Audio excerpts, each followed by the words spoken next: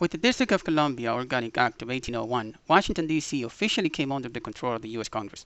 For being part of the federal city and not of a state, former Maryland and Virginia state residents gave up their congressional representation among other benefits afforded to state residents.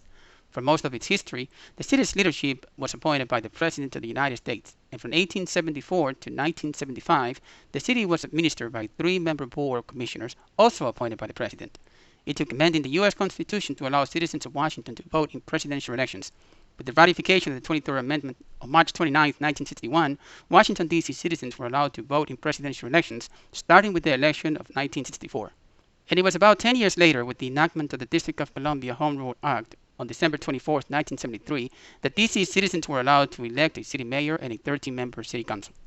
In 1978, Congress passed the District of Columbia Voting Rights Amendment, which would have given the District of Columbia 2 senators and 1 representative in Congress. The proposed amendment to the Constitution failed to get the ratification by the 38 states it needed before it expired on August 22, 1985.